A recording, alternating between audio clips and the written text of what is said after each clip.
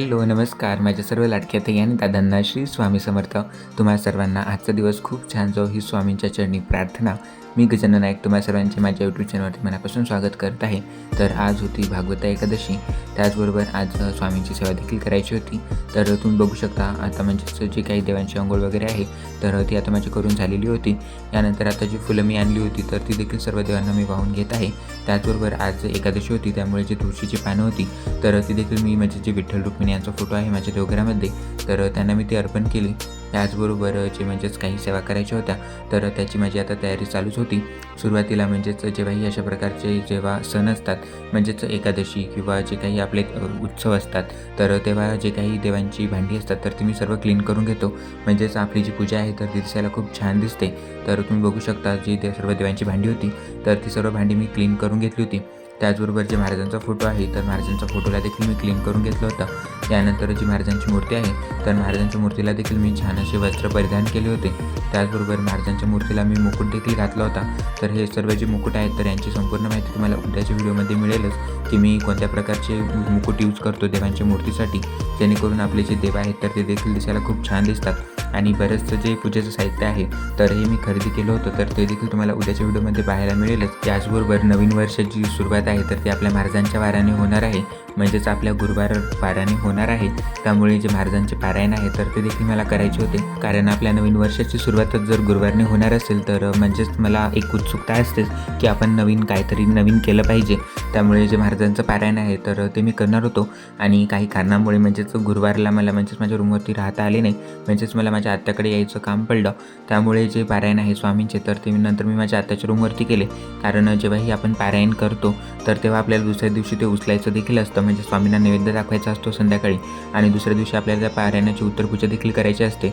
त्यामुळे जे पारायण आहे तर ते मी नंतरच केलं, कारण गुरुवारी म्हणजे सकाळी मला लवकर निघायचं होतं. त्यामुळे जी आपली देवपूजा आहे तर ती मी केली होती आणि त्यानंतर जे पारायण आहे तर ते मी नंतर आत्याच्या इथे गेल्यानंतर मी केलं होतं. तर तो देखील व्हिडिओ तुम्हाला लवकरच पाहायला मिळेल. तर तुम्ही बघू शकता आजची जी सेवा होती तर ती आता माझ्या करणं चालू होती. विश्वासचे रक्षक मानले जाणारे भगवान विष्णू यांची कृपा मिळवण्यासाठी एकादशीचा व्रत करणे अत्यंत महत्त्वाचे मानले जाते. भगवान विष्णू यांची मनोभावे पूजा केल्यास जीवनातील सर्व दुःख दूर होऊन इच्छा पूर्ण होतात असेही म्हणतात. सुरुवातीला मी जी स्वामी सेवा आहे म्हणजेच आपली जी देवपूजा आहे तर ती मी सुरुवातीला करून घेतली. यानंतर जे महाराजांचे स्तोत्रमंत्र आहेत तर ते देखील मी पठण करून घेतले. त्याचबरोबर आज म्हणजेच एकादशी होती त्यामुळे एक तुपाचा दिवा मी लावतच असतो, म्हणजेच जेव्हाही मी अशा प्रकारच्या पूजा करतो तर तेव्हा मी एकतरी तुपाचा दिवा नक्की लावतो पूजेमध्ये. तुम्ही देखील जेव्हा अशा प्रकारच्या सेवा करता तर तेव्हा तुम्ही देखील एकतरी तुपाचा दिवा नक्की लावा. आणि जेव्हा ही एकादशी असते तर तेव्हा या दिवशी तुम्ही तुळशीची देखील सेवा करा, जेणेकरून जी भगवान विष्णूंची कृपा आहे तर ती नेहमी आपल्यावरती राहते. त्यामुळे जी भगवान विष्णूंची म्हणजेच कृपा प्राप्त करण्यासाठी मी देखील म्हणजेच तुम्हाला माहिती असेल तर माझ्या हॉलच्या खिडकीमध्ये मी तुळशीचे वृंदावन ठेवलेले आहे. म्हणजेच एका कुंडीमध्ये मी तुळशीचे जे रोप आहे तर ते मी लावलेलं आहे आणि दररोज म्हणजेच देवपूजा झाल्यानंतर तुळशीला देखील मी पाणी जल म्हणजेच अर्पण करत असतो. त्याचबरोबर आपल्याला या दिवशी म्हणजे तुळशीची जी पानं असतात तर ती तोडायची नाही. या दिवशी तुम्ही आवर्जून तुळशीला म्हणजेच रात्री 6 वाजता एकतरी तुपाचा दिवा नक्की लावा, कारण जेव्हाही आपण म्हणजे तुळशीला दिवा लावतो तुपाचा तर तेव्हा म्हणजेच आपलं जे मन आहे तर ते देखील प्रसन्न होतं. आणि याचबरोबर जे माता लक्ष्मी आहेत तर त्यांना देखील तुपाचा दिवा खूप प्रिय आहे. त्यामुळे नक्की आवर्जून तुम्ही तुमच्या पूजेमध्ये तुपाच्या दिव्याचा नक्की उपयोग करत जा. तर तुम्ही बघितलं असेल तर मी जेव्हाही कोणतीही पूजा करतो तर तेव्हा माझ्या पूजेमध्ये मी तुपाचा दिवा नक्की लावतो, जेणेकरून जी माता लक्ष्मीची कृपा आहे तर ती नेहमी आपल्यावरती राहते. आणि जिथे म्हणजे जेव्हाही आपण अशा प्रकारच्या सेवा करतो तर या दिवशी तुम्ही धनलक्ष्मी कुंचम सेवा देखील करू शकता. त्याचबरोबर तुम्ही भगवान विष्णू यांची देखील सेवा करू शकता, कारण जिथे आपण भगवान विष्णू यांची सेवा करतो तर तिथे महालक्ष्मी देवी ही आवर्जून येते.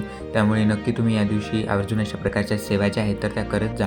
तुम्ही बघू शकता आजची जी स्वामी सेवा होती तर ती आता माझी करून झालेली आहे. आणि जे वाचन होतं तर जे आपण अध्याय वाचन करतो तर ते आता माझे वाचन चालू होते. आणि यानंतर जी महाराजांची आरती आहे तर ती देखील मी करून घेतली. याचबरोबर तुम्ही बघत असाल तर जे म्हणजेच पंढरपूरचे आपले विठ्ठल माऊली आहेत तर यांचा देखील फोटो आणि रुक्मिणी देवी तर यांचा देखील फोटो मी ठेवलेला आहे. म्हणजेच विठ्ठल रुक्मिणी यांचा देखील फोटो मी माझ्या पूजेमध्ये ठेवलेला आहे.